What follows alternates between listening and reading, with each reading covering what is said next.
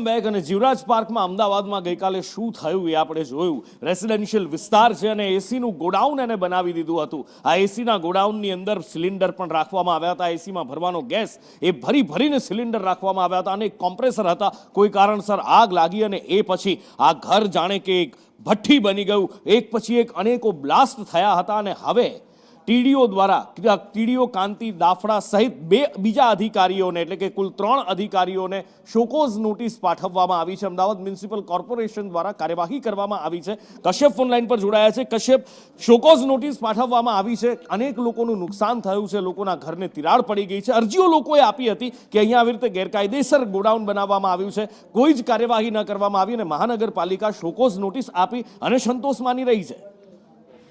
Ahmedabad municipal corporation દ્વારા estate વિભાગના 3 અધિકારીઓ છે તેને શોકોઝ નોટિસ માત્ર પાઠવી છે અને ખુલાસો તેમની પાસે માંગવામાં આવ્યો છે અને પૂછવામાં આવ્યું છે કે ભૂતકાળમાં જ્યારે સ્થાનિક રહેવાસીઓ છે તેના દ્વારા આ અંગે કોર્પોરેશનને અનેક અરજીઓ કરવામાં આવી હતી, તેમ છતાં બેદરકારી કેમ દાખવવામાં આવી તેને લઈ અને આસિસ્ટન્ટ ટીડીઓ છે કાંતિ દાફડા, એસ્ટેટ વિભાગના ઇન્સ્પેક્ટર રાજેશ જીવાણી અને સબ ઇન્સ્પેક્ટર નિકુંજ પરમાર છે તેને નોટિસ પાઠવવામાં આવી છે અને તેની પાસેથી 7 દિવસમાં ખુલાસો માંગવામાં આવ્યો છે અને જો 7 દિવસમાં ખુલાસો નહીં આપવામાં આવે તો આગામી સમયમાં શિક્ષાત્મક કાર્યવાહી માટે થઈને પણ આ નોટિસ છે તેમાં ચીમકી ઉચ્ચારવામાં આવી છે।